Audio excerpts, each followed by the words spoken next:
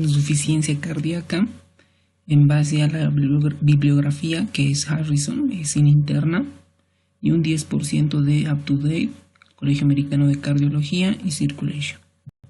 Está en la sección 4, tiene 2 capítulos, que es uno 279, que es insuficiencia cardíaca, fisiopatodiagnóstico, y el siguiente capítulo es el tratamiento. Vamos a comenzar con un caso clínico para ver un poco que sea más práctico. Se trata de un paciente de 19 años de edad, primigesta, nulípara, que presentaba un soplo cardíaco desde la infancia.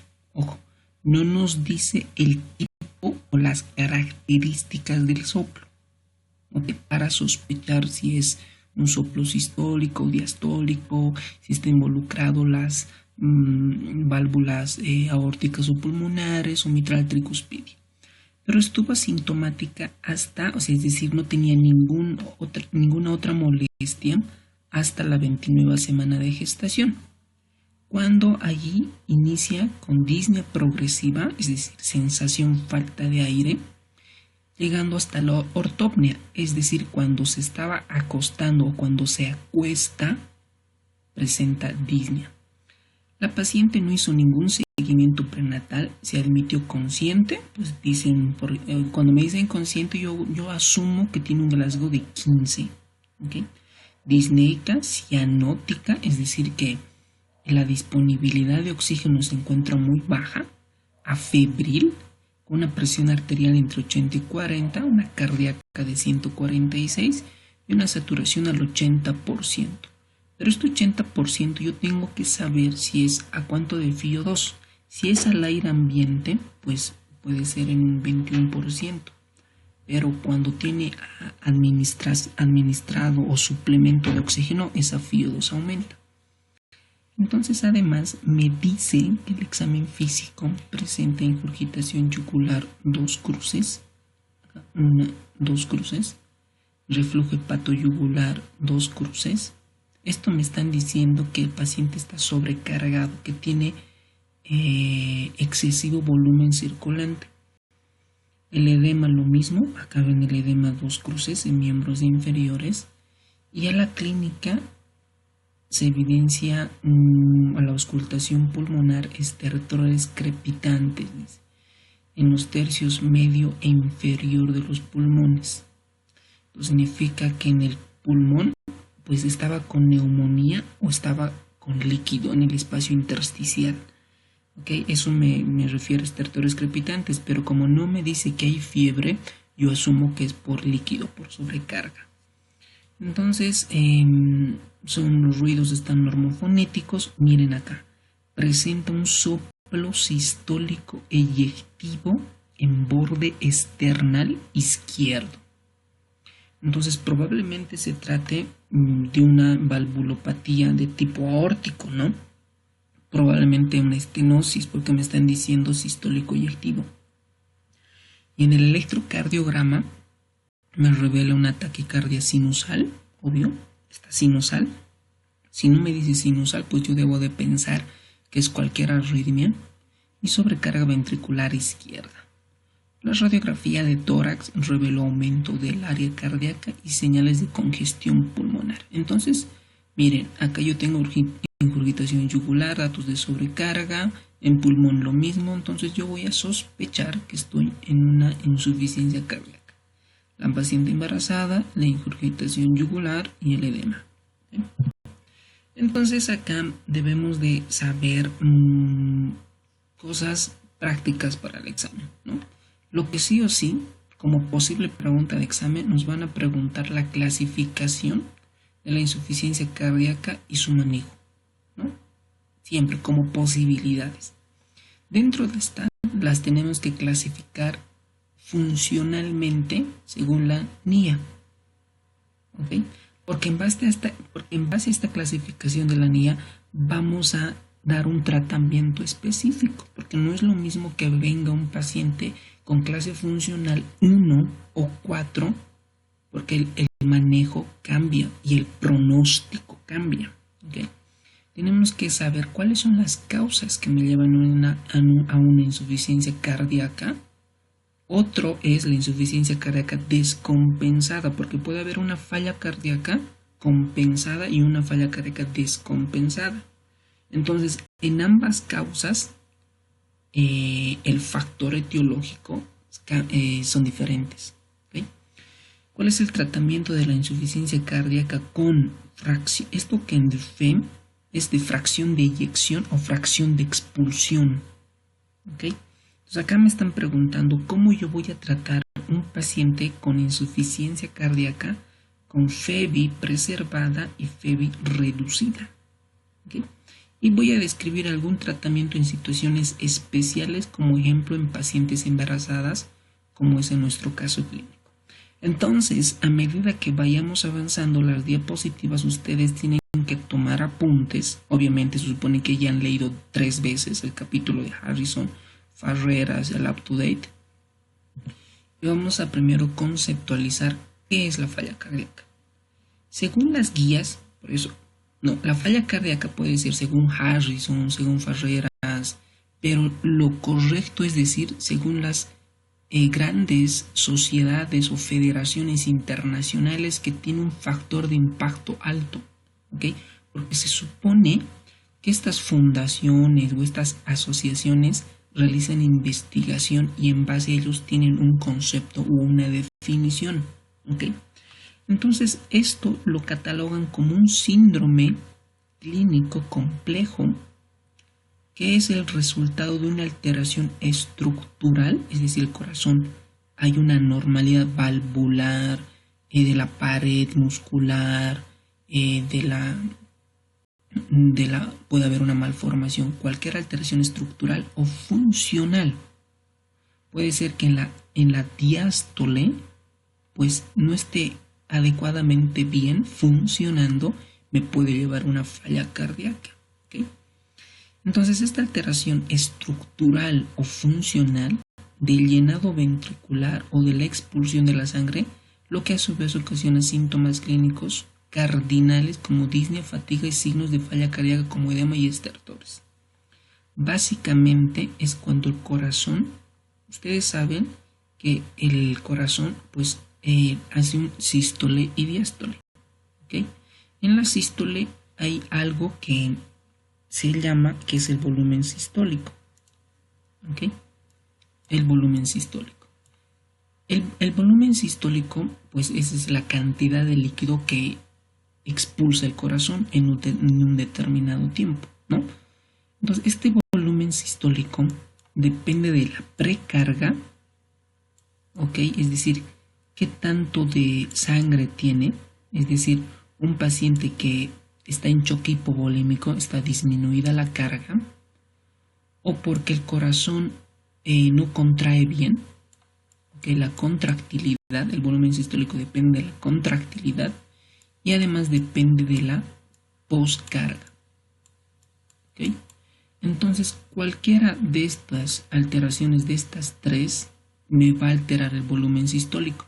Si disminuye el volumen sistólico, por ende puedo asumir que también la fracción de eyección está disminuida. ¿Okay? Entonces acá, lo que nosotros vamos a...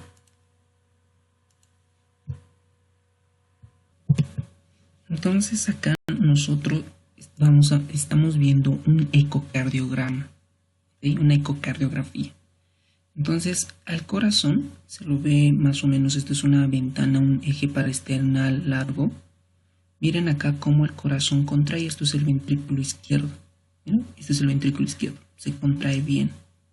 ¿Ok? Pero miren acá, este corazón, mira, no contrae lo mismo que esto, este es el ventrículo izquierdo. Miren, esto contrae, miren las paredes no se mueven igual que esta. Entonces a esto cuando el corazón no se contrae bien o no se relaja bien, ojo, dos términos, no se contrae, no se relaja bien, llevan a una insuficiencia cardíaca. Entonces, ¿por qué es tan importante saber insuficiencia cardíaca? Porque no solo para el examen, sino que se dice que la población adulta en países industrializados del 2%, la prevalencia incrementa con la edad, se afecta entre el 6 al 10% de la población mayor a 65 años. O sea, imagínense, de cada 10 personas, uno tiene falla cardíaca. Se clasifica según a la fracción de eyección. Hay falla cardíaca con disminución de la fracción de eyección, que también se denomina falla cardíaca por insuficiencia sistólica o disfunción sistólica, o falla cardíaca con fracción de eyección conservada. ¿Y cuándo vamos a llamar conservada? Cuando tiene una FEBI, una fracción de eyección del ventrículo izquierdo, mayor al 50%. ¿Okay? Entonces, cuando yo era estudiante, pues me preguntaba y decía, ¿cómo puede existir falla cardíaca con conservación de la fracción de eyección? Pues básicamente es porque la relajación del ventrículo izquierdo se encuentra alterada. ¿Okay? Ahora, ¿cuáles son las causas que me llevan a una falla cardíaca? Esto depende en qué lugar, ¿no? Creo yo, en los países de primer mundo como Estados Unidos, Europa, etc., la arteriopatía coronaria se lleva en un 60 al 75%. ¿Okay? Pero creo yo, en nuestro medio, la primera causa de falla cardíaca, creo yo, que todavía sigue siendo la cardiopatía reumática, la fiebre reumática, es decir, las secuelas. Obviamente, para eso necesitamos revisar estudios epidemiológicos de nuestro país. Además, por ejemplo, estos de las etiologías cambian, ¿no? Por eso es importante que nosotros deberíamos tener para cada enfermedad, tener nuestras propias guías de diagnóstico y manejo, porque, por ejemplo, para la adrenalitis, para la insuficiencia suprarrenal, a nivel mundial es la autoinmunitaria, pero creo yo en nuestro país la primera causa es la tuberculosa. ¿Okay? Entonces depende mucho de la región y espero que para el examen pues consideren esto, ¿no? Luego esta seguida están asociadas además a la falla cardíaca, el 75% tienen hipertensión. ¿Okay? Y otras causas, estas dos me van a llevar a una miocardiopatía isquémica, pero hay otras causas de miocardiopatía no isquémica, dilatada o idiopática. Por ejemplo, el antecedente de infecciones víricas o de exposición a toxinas, por ejemplo, en pacientes alcohólicos o individuos que recibieron quimioterapia. Por ejemplo, aquí hay algo bien importante, por ejemplo, la miocardiopatía posparto o parto, o en el embarazo.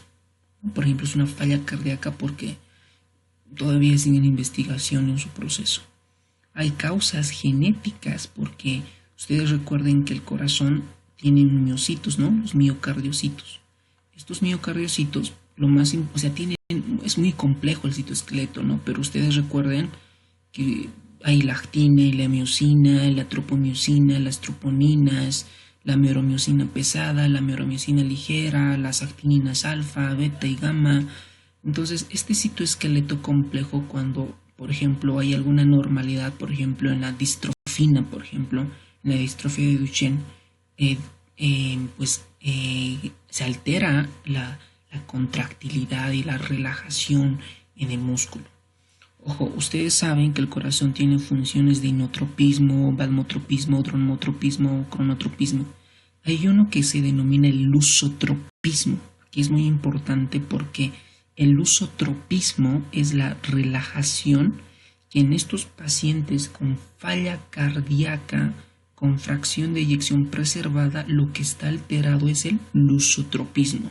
Entonces ustedes vendrán y se imaginarán fármacos que contribuyan al lusotropismo. Ahora acá tenemos cuadros del libro de Harrison que nos muestran las causas, ¿no? Por ejemplo, con FEBI baja, con FEBI normal y con estados de alto gasto cardíaco. FEBI baja, todo lo que tenga que ver el ventrículo izquierdo que lo tenga que dañar. Infarto, sobrecarga crónica de líquidos, ¿no? Por ejemplo, ¿en qué pacientes hay sobrecarga de presión crónica? hipertensión, y de volumen en insuficiencias valvulares, en derivación intracardíaca y extracardíaca. ¿Okay? En pacientes neumópatas, miocardiopatía dilatada no isquémica, daño inducido por tóxicos, trastornos metabólicos, vírica, el Chagas es bien importante porque en nuestro medio, en Sucre, Potosí, Oruro, La Paz y alguna región de Cochabamba y Santa Cruz, hay esta enfermedad. ¿Okay? Entonces también es causa de falla cardíaca con FeBI baja, aunque estos pacientes, los pacientes que tienen Chaga más hacen arritmias, ¿no? Un tipo de bradiarritmias que te puede llegar a una falla cardíaca. ¿Ok? Bradiarritmias. Ahora, con conservación de la fracción de expulsión, esto es pregunta de examen o posible. ¿Cuáles son las causas de falla cardíaca con FeBI normal? Hipertrofia patológica, que esta puede ser primaria o secundaria. La primaria es la miocardiopatía hipertrófica. Esta, puede ser genético, sobre todo en pacientes deportistas. Y la secundaria es que hay algo que le está produciendo. Eso es la hipertensión. Es decir, con fracción de eyección es la primaria la miocardiopatía hipertrófica y secundaria la hipertensión. Ahora tenemos este músculo al corazón, se le puede infiltrar en su intersticio amiloides, proteínas anormales. Dentro de estas tenemos la amiloidosis, la sarcoidosis, la hemocromatosis, fibrosis, trastornos endomiocárdicos. Estas son las causas de falla cardíaca con FeBI normal. Y los estados de alto gasto cardíaco, pues en embarazadas, en tirotoxicosis, trastornos nutricionales, anemia crónica, derivación arteriovenosa sistémica, estos pues también provocan falla cardíaca, pero por un alto gasto cardíaco. ¿Cómo es esto de alto gasto cardíaco? Es decir, que el cuerpo necesita más disponibilidad de oxígeno, porque ustedes recuerden, para la disponibilidad de oxígeno depende del VO2 y del gasto cardíaco. Entonces por ahí está involucrado el gasto cardíaco. El pronóstico. Si se presenta sintomatología, por ejemplo disnea, estertores, edema, tiene un mal pronóstico. En un 30-40% van a fallecer por lo menos en un año. De un 60 al 70% fallecen en los 5 años. Y el pronóstico está relacionado con la clasificación de la New York Heart Association. Acá tenemos las 4. Esto se denomina la clasificación funcional de la falla cardíaca. Esto se lo tienen que saber de memoria. Acá nosotros vamos a hacer hincapié a la parte más importante. La clase 1 es enfermedad cardíaca sin limitación de actividad física. La clase 2, pacientes con enfermedad cardíaca que produce ligera limitación de actividad física. La clase 3 produce limitación notable cuando hace actividad física. Y la clase 4 es cuando está en reposo, es decir, que la enfermedad cardíaca se produce incapacidad para realizar cualquier actividad física sin molestias, es decir, en reposo ya presentan signos y síntomas. La fisiopatología, pues esto es muy sencillo. Básicamente es que el corazón puede fallar por sí solo, porque se infarta, por ejemplo, porque le damos tanto volumen, tanto suero, pero no es suero, no puede ser un paciente que esté con falla renal y no elimine líquidos, se sobrecarga. Y al sobrecargarse, pues al corazón lo tumba. O lo mismo con la presión, una hipertensión arterial también de manera crónica va haciendo una falla cardíaca. Entonces acá, a medida que, por ejemplo, el tiempo va pasando, la fracción de eyección se va disminuyendo.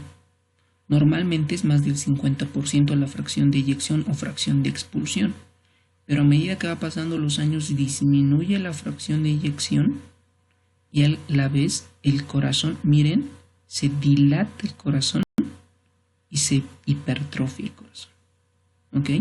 Hipertrofia. Entonces es un trastorno progresivo y lo que hace es reducir la capacidad del bombeo del corazón. Entonces, para que este corazón se está dilatando, se está hipertrofiando, disminuye la fracción de eyección, el cuerpo trata de compensar esa presión arterial normal. ¿Okay? Entonces lo que hace es activar el sistema renina-angiotensina-aldosterona. ¿Por qué? Porque si nosotros tenemos, por ejemplo, el corazón, ¿no? Y tenemos los riñones, entonces el corazón, como disminuye la fracción de expulsión, es decir, cae el volumen sistólico, ¿no? El volumen circulante efectivo cae, el riñón piensa que le está llegando poco volumen circulante efectivo, que puede dañarse el riñón. Aquí hay un síndrome, el síndrome cardiorrenal, que son 5 tipos, ustedes lo van a repasar. Entonces este síndrome cardiorrenal, lo que hace el riñón, piensa que le llega baja cantidad de líquido y activa mecanismos compensadores para mantener este volumen circulante efectivo. ¿Cómo lo va a hacer? Activar el sistema de renina-angiotensina-aldosterona. Este mecanismo retiene sal y agua, es decir, más agua, más se sobrecarga, más estertores, más disnea, por eso es un círculo vicioso. Incrementa la contractilidad miocárdica por un mecanismo de Frank-Starling, porque ustedes recuerden, cuando se estira el miocito, más contracción, pero eso tiene un límite. Entonces, además se activan mecanismos vasodilatadores como péptidos auriculares, el péptido natriurético auricular, el cerebral y demás, para mantener el volumen circulante efectivo. ¿Ok? Esto es importante porque el tratamiento va a ir a romper este círculo vicioso. ¿Ok? Si vamos a debilitar este sistema, pues vamos a usar inhibidores de la enzima convertidora de angiotensina, antagonistas de la angiotensina, antagonistas de la aldosterona, para evitar la retención de sal y líquido, diuréticos, para aumentar incremento de contractilidad, digoxina y inotrópicos, para activar mecanismos vasodilatadores, nitratos y hidralacina. Entonces todos estos mecanismos tratan de compensar el volumen circulante efectivo. Entonces, cuando el corazón comienza a hipertrofiarse, a hacer una remodelación cardíaca, se activan todos estos mecanismos, ¿no? Lo que mencionamos, el sistema renina, angiotensina, aldosterona. Pero además se activa el sistema nervioso simpático, aumento de secreción de vasopresina. Por estos mecanismos, estos 3 mecanismos hacen que tratar de mantener el flujo sanguíneo renal, ¿no? Para tener un volumen circulante efectivo. Entonces, todas estas causas hacen que causen remodelación en el ventrículo izquierdo. Por eso hay muchos tratamientos para evitar esta remodelación del ventrículo izquierdo. ¿Ok? Entonces, vamos a ir ahora a los mecanismos básicos de la falla cardíaca. La disfunción sistólica, es decir, la contracción del ventrículo izquierdo, primero hay un mecanismo que se denomina la remodelación del ventrículo izquierdo. ¿Qué es lo que pasa en esta parte? Los miocitos se hipertrofian, aumentan de volumen y de espesor. Hay alteraciones en la contractilidad, no se contrae bien.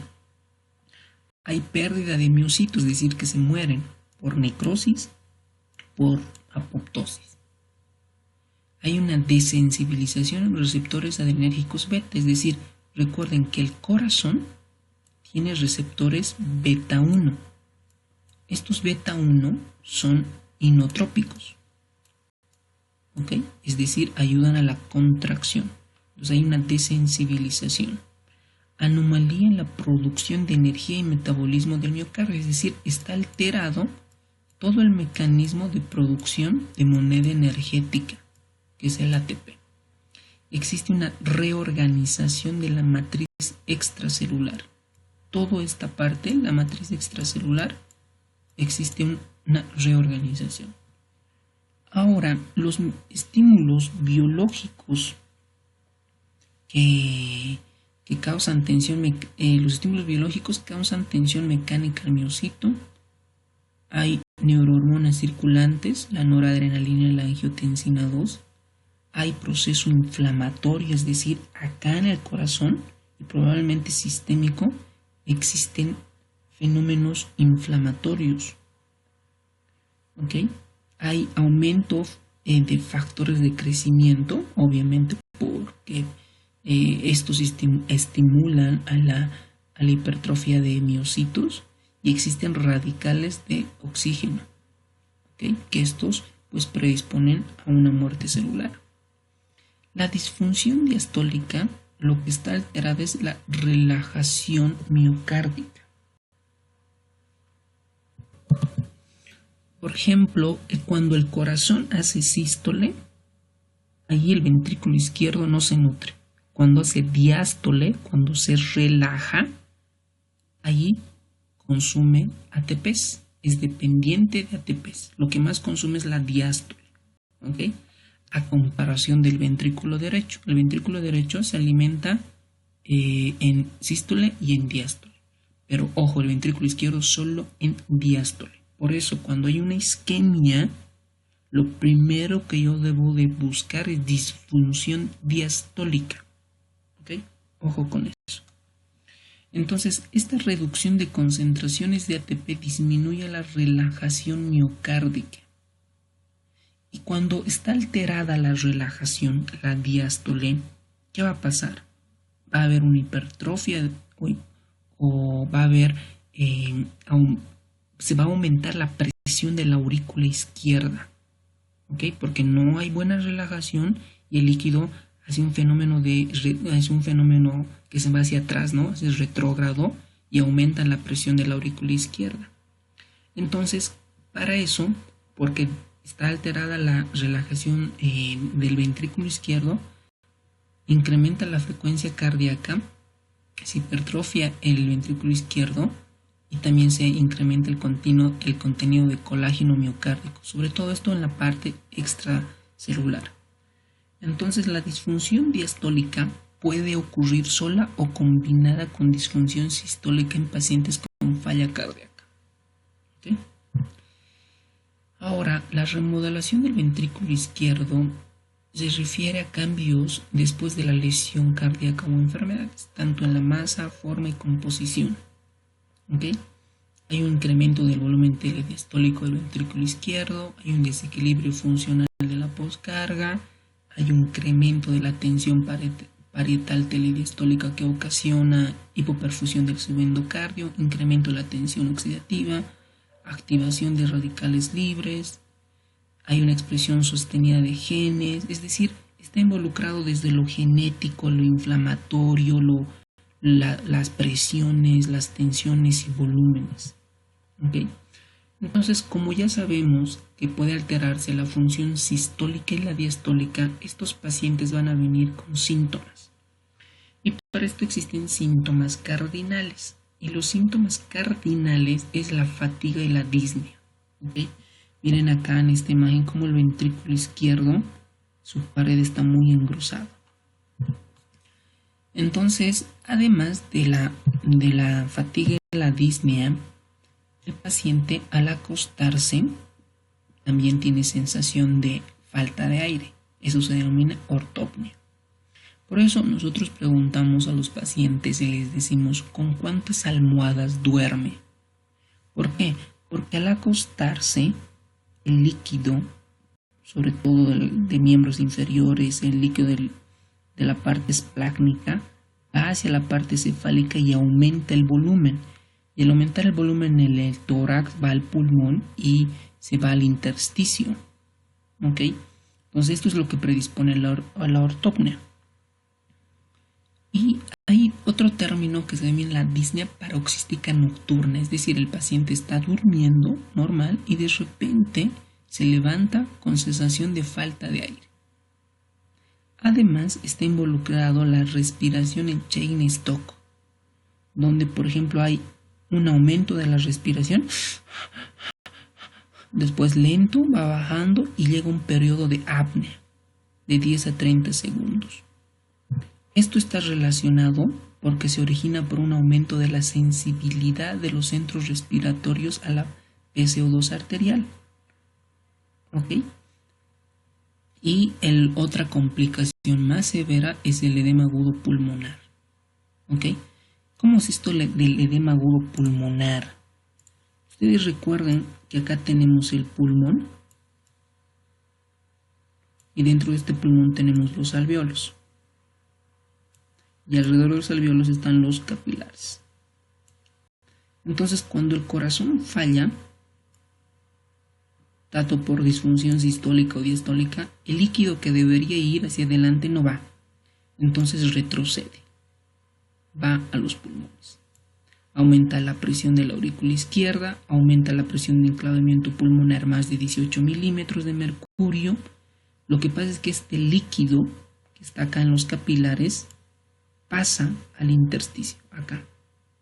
También puede pasar a los alvéolos. ¿Ok? Todo este líquido. Entonces acá el mecanismo de difusión, el intercambio de oxígeno y el dióxido de carbono no se presenta. Entonces el paciente tiene ortopnea o disnea. ¿Ok? Entonces esto, cuando el líquido pasa al intersticio o al alvéolo, se denomina edema pulmonar, porque en el pulmón están edema. Entonces en la radiografía lo que vamos a ver es en formas de alas de mariposa. Es lo que vamos a ver en la radiografía. O en la parte iniciales unas líneas B de Kerley. ¿Ok? Entonces, dentro de las manifestaciones clínicas también pueden existir anorexia, náusea, saciedad, dolor abdominal, sensación de plenitud abdominal. En los síntomas cerebrales, confusión, desorientación y sueño, pero estos son por sobrecarga de volumen o por hipoperfusión tisular. ¿Ok? Entonces, como acá habíamos mencionado que el pulmón se llena de líquido, entonces como el líquido no puede ir hacia adelante, va hacia atrás, y lo que va a pasar es aumento de la presión de la aurícula izquierda, de la presión de enclavamiento pulmonar, aumento de la presión del ventrículo derecho, de la aurícula derecha, y lo que vamos a ver reflejado es que va a aumentar la presión venosa yugular, la PVC. ¿Ok? ¿Y cómo vamos a encontrar la presión venosa yugular? Pues elevada, más de 8 centímetros de agua. Entonces aquí lo que vamos a ver es la ingurgitación yugular, ¿no? Que se puede clasificar de una cruz, de 2 cruces, de 3 cruces. Acá son ya de 3 cruces porque ya me toma todo el cuello. Además podemos hacer una maniobra que es el reflujo abdomino o hepatoyugular positivo. Es donde yo comprimo el hipocondrio derecho por debajo de las costillas y obviamente al empujar hacia arriba voy a encontrar ingurgitación yugular. ¿Okay? Entonces, si nosotros auscultamos pulmones, vamos a encontrar estertores crepitantes o subcrepitantes y podemos encontrar derrames pleurales. ¿Okay? Sobre todo en las bases, ¿no? Ahí se van a encontrar. Y otra, cuando la falla cardíaca continúa y continúa, hay sobrecarga de líquido, es el paciente tiene más líquido, retiene más sal, más líquido, entonces vamos a encontrar líquido en miembros inferiores, ¿no? Vamos a encontrar edema en miembros inferiores, hepatomegalia, ascitis, edema periférico. Esto ya nos habla de una cronicidad, ¿no? Y el diagnóstico. El diagnóstico, cuando un paciente viene con disnea, ¿ok? Solo falta de aire, pues puede ser desde falla cardíaca, neumonía, asma, EPOC exacerbado, tromboembolismo pulmonar, puede haber desde disminución del estado de la conciencia, todo. Pero lo que nos va a orientar es la radiografía, si hay edema, si hay irritación yugular, si hay antecedente de hipertensión o infarto de miocardio, todas esas cosas tenemos que indagar. Y luego lo que nosotros vemos cuando un paciente que viene con sospecha de falla cardíaca, clínicamente, pues le vamos a pedir un hemograma glucemia, creatinina, no sé, electrolitos, tiempos de coagulación. Vamos a pedirle unas troponinas, vamos a pedirle CPKMB, vamos a pedirle Timerode para descartar un proceso de tromboembolismo pulmonar. Hacemos un electrocardiograma para ver si no hay infartos, si no hay arritmias, hay crecimiento de cavidades izquierdas o crecimiento de cavidades derechas, etc. Y hacemos una radiografía de tórax. En la radiografía de tórax vamos a ver si no hay neumonía, si no hay datos de atrapamiento de aire o datos de hipertensión pulmonar. Todas estas cosas nos ayudan a indagar una falla cardíaca. ¿Okay? Y cuando existe algo muy importante en falla cardíaca, nosotros vamos a pedir el ProBNP, péptido natriurético auricular o cerebral en este caso, ¿no? Vamos a pedir el BNP para ver si está alto. Me dice que probablemente tenga una falla cardíaca. ¿Okay? Eso es muy importante.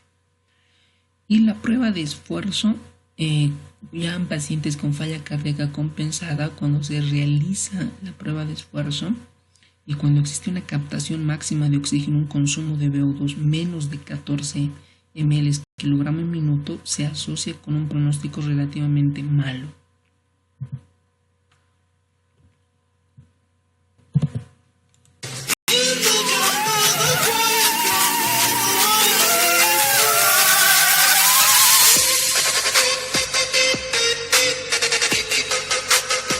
Entonces acá lo que estamos viendo es una ecocardiografía. Bueno, les voy a hacer unos cuantos vídeos que van a tratar sobre lo que a mí me hubiese gustado saber antes de rotar por esto. Llevas un poco el primer día, súper perdido, sí que has leído algo, has visto los planos. Y después me gustaría hacer algunos vídeos en los que expliquemos qué es lo básico que tenemos que estudiar en un paciente con insuficiencia aórtica o estenosis aórtica, en un paciente en el que sospechemos derrame. Cosas importantes: si en tu hospital te dan alguna recomendación diferente a la de este vídeo, seguramente tengan razón. Hazle caso a todos juntos. El electro en la pantalla. Para hacer la ecografía. Mirando hacia el hombro derecho, nos ponemos en el tercer válvula izquierda, válvula mitral, ventrículo izquierdo, tracto de salida del ventrículo izquierdo, la válvula aórtica, los senos